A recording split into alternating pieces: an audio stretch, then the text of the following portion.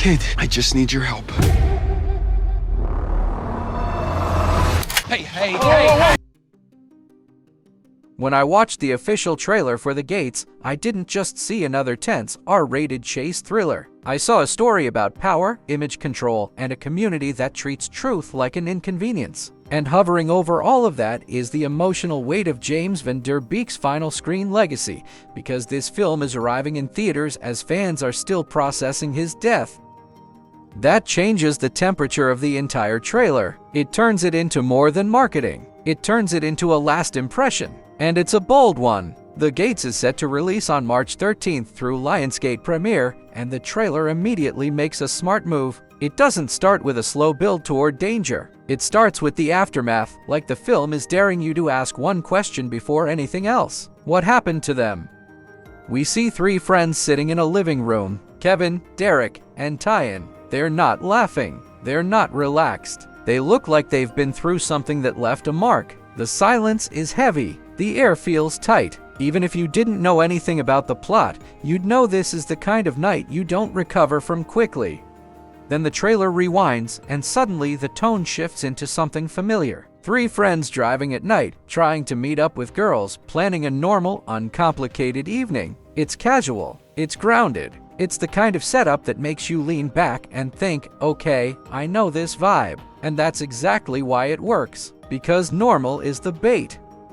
Traffic becomes the problem. The clock is ticking. The party is slipping away. So they take the obvious shortcut, the rural detour that seems harmless. A quick exit, a quieter road, a faster route. The kind of decision you make without thinking, because it's just a drive. And then they hit the gate. A massive, upscale, security-controlled gated community cuts across their path like a wall in the middle of nowhere. In the trailer, it doesn't feel like a neighborhood. It feels like a boundary, like a place that doesn't want to be found. At first, it's just an obstacle. They need to get through. Someone surprisingly lets them in. A resident opens the way. A small act that seems friendly on the surface. And that tiny moment becomes the domino that knocks everything down. Because once they're inside, they witness a murder. And that's when the Gates reveals its real game. This isn't a story where the danger is a stranger hiding in the bushes. This isn't a masked killer with no identity. The threat has a title. The threat has authority. The threat has the kind of social access that makes people hesitate before they question him. The killer is the pastor, Pastor Jacob, played by James Van Der Beek. That casting is not subtle. It's a deliberate contrast. For a huge segment of the audience, Van Der Beek is still mentally connected to a certain image, the face of a generation's coming-of-age TV era, the emotional sincerity of Dawson's Creek, the familiar early 2000s pop culture identity. Even if you've watched him in other projects, the name carries a built-in expectation, and The Gates weaponizes that expectation. Because Pastor Jacob, at least in the trailer, doesn't come off like a cartoon villain. He doesn't rant like a horror glitch. He doesn't scream about being evil. He speaks like a leader. Calm, measured, convincing. He speaks the language of someone who's used to being listened to.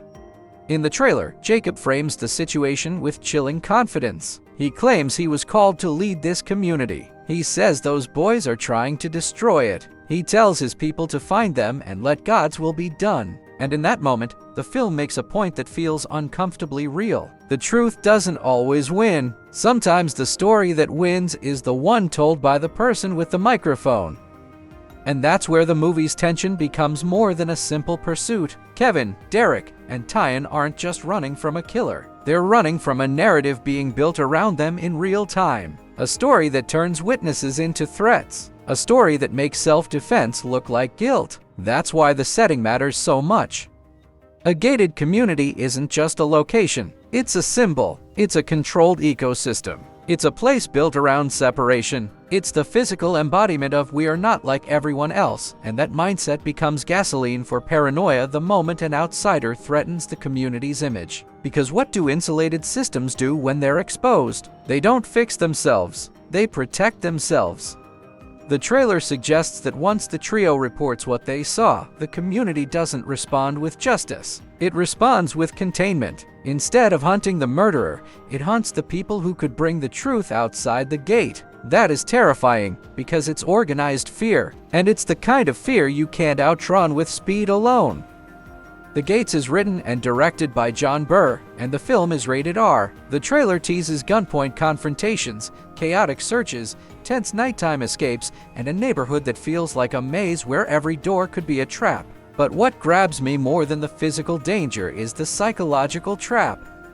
When a whole community decides you're the problem, every interaction becomes hostile. Every glance becomes surveillance. Every polite greeting becomes a threat wearing a friendly mask. That's why the trailer's visuals and music matter. The editing leans into intensity. The soundtrack pulses like a heartbeat that won't slow down. The images are sharp, moody, and designed to feel claustrophobic even though the setting is suburban and open.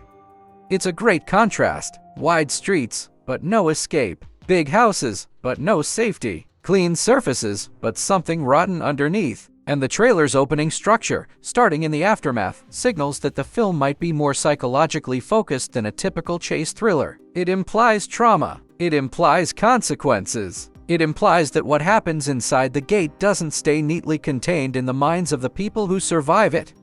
Now let's talk about the trio, because the film lives or dies based on whether we believe them. Mason Gooding, Algie Smith, and Keith Powers play the three friends. In the trailer, their dynamic feels like an actual friendship. It doesn't look staged. It doesn't feel like three characters glued together by plot convenience. Their reactions seem grounded: disbelief, fear, anger, the desperate need to be understood.